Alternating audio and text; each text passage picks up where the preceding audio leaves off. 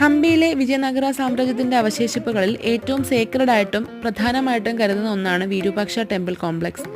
ഈ ക്ഷേത്രത്തിന്റെ പല ഭാഗങ്ങളും നശിച്ചു പോയിട്ടുണ്ട്. എങ്കിലും ബാക്കിയുള്ള ഭാഗങ്ങളൊക്കെ വളരെ നല്ല രീതിയിൽ തന്നെയാണ് ഇവിടെ സംരക്ഷിച്ചു പോരുന്നത്. ക്ഷേത്രത്തിന്റെ സാലമണ്ഡപങ്ങളും ഗോപുരങ്ങളും നിറയെ ചിത്രപ്പണികളും കൊത്തുപണികളും കൊണ്ട് നിറഞ്ഞതാണ്. ഗിരിജാ കല്യാണം, വിഷ്ണുവിന്റെ 10 അവതാരം, അർജുനന്റെ ധനുർവിദ്യ പോലുള്ള ചിത്രപ്പണികൾ ഇവിടെ വളരെ പ്രശസ്തിയുള്ളതാണ്.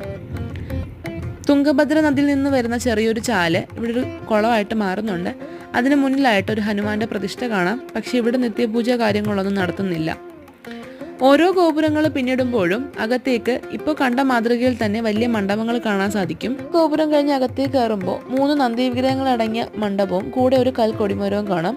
രണ്ടാമത്തെ ഗോപുരം പിന്നിട്ട് അകത്തേക്ക് കയറുമ്പോഴാണ് പ്രധാന ക്ഷേത്രത്തിലേക്ക് എത്തുന്നത്. ഇവിടുത്തെ ശിവലിംഗം അഭിഷേകത്തിനനുസരിച്ച് 3 നിറത്തിൽ നമുക്ക് കാണാം. രാവിലെ വെള്ള, ഉച്ചയ്ക്ക് ചുവപ്പ്, വൈകുന്നേരം തേൻ നിറത്തിലും.